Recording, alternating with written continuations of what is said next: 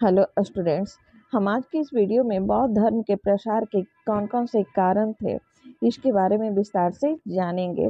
लेकिन आगे बढ़ने से पहले हम लोग कुछ बेसिक बातों को जान लेते हैं। बौद्ध धर्म के प्रवर्तक महात्मा बुद्ध थे। इनके प्रयासों से भारत में बौद्ध धर्म खूब फला फूला और सर्वत्र प्रचलित हुआ।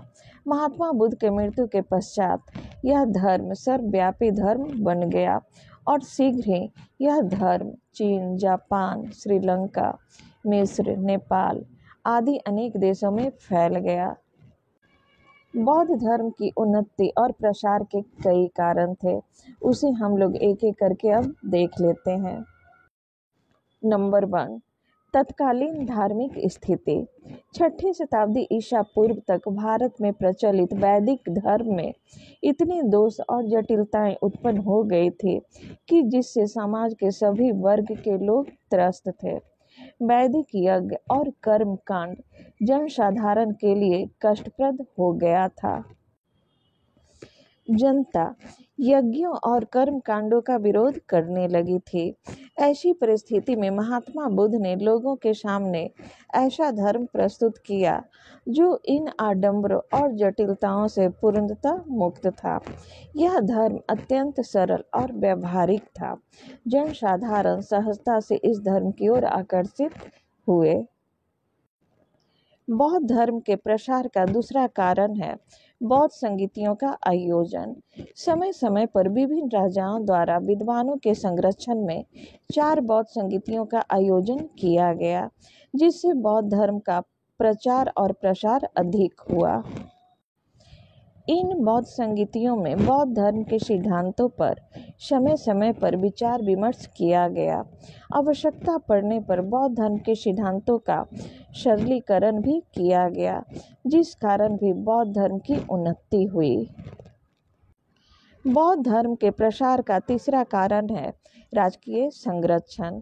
समय समय पर विभिन्न राजाओं द्वारा बौद्ध धर्म को संरक्षण दिया गया, जिस कारण भी बौद्ध धर्म की अत्यधिक उन्नति हुई।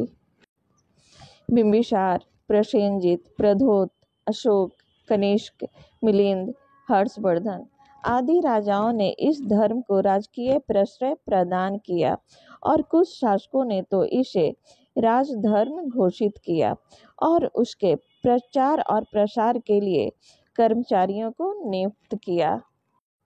बौद्ध धर्म के प्रसार का चौथा प्रमुख कारण मठों की स्थापना व प्रचार कार्य है। बौद्ध धर्म के विकास और प्रचार के लिए बौद्ध भिक्षुओं के लिए संघ की स्थापना होने से बौद्ध धर्म के प्रचार प्रसार में तेजी आया।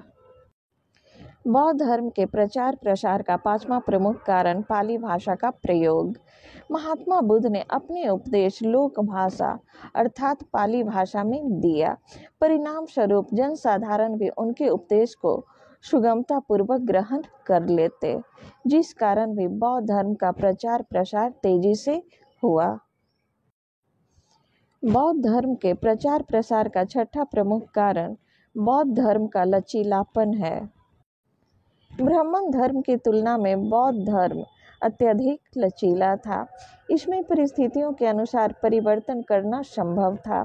इसी कारण भारतीयों के साथ साथ विदेशी लोग भी इस धर्म के प्रति आकर्षित हुए। बौद्ध धर्म के प्रचार प्रसार का 7वां प्रमुख कारण सामाजिक समानता का सिद्धांत है। महात्मा बुद्ध ने जात पात का घोर विरोध कर समानता, नैतिकता, स्वतंत्रता पर अधिक बल दिया। ब्राह्मण धर्म में समाज में निम्न वर्ग के लोगों का धार्मिक अनुष्ठानों में कोई स्थान नहीं था, परंतु इस धर्म ने उन्हें समानता के स्तर पर ला दिया। अमीर गरीब सब एक समान थे। बौद्ध धर्म के प्रचार प्रसार का 8वां प्रमुख कारण सिद्धांतों की सरलता एवं व्यावहारिकता था। बौद्ध धर्म के सिद्धांत इतने सरल एवं व्यावहारिक थे कि जनसाधारण उन्हें आसानी से अपना सकता था। बौद्ध धर्म के प्रचार प्रसार का 9वां प्रमुख कारण महात्मा बुद्ध का प्रभावशाली व्यक्तित्व था। महात्मा बुद्ध का व्यक्तित्व ऐसा था कि राजा से लेकर रंक तक प्रत्येक व्यक्ति उनकी ओर शीघ्र आकर्षित हो जाता और उनका अनुयायी बन जाता। बौद्ध धर्म के प्रचार प्रसार का 10वां प्रमुख कारण प्रबल प्रतिद्वंदिता का अभाव है। बौद्ध धर्म को प्रचारित होने के लिए किसी प्रबल प्रतिद्वंदियों का सामना नहीं करना पड़ा, इसलिए यह धर्म अपनी शैशव अवस्था को पार कर उन्नति करता गया। बौद्ध धर्म के प्रचार प्रसार का 11वां प्रमुख कारण साहित्य की प्रचुरता है। किसी भी धर्म की उन्नति में साहित्य का विशेष योगदान होता है।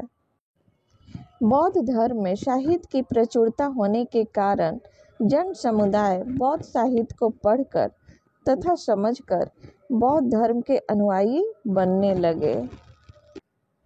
इसी के साथ मेरा आज का वीडियो समाप्त होता है। हम लोग फिर मिलेंगे नए वीडियो में, तब तक के लिए नमस्कार।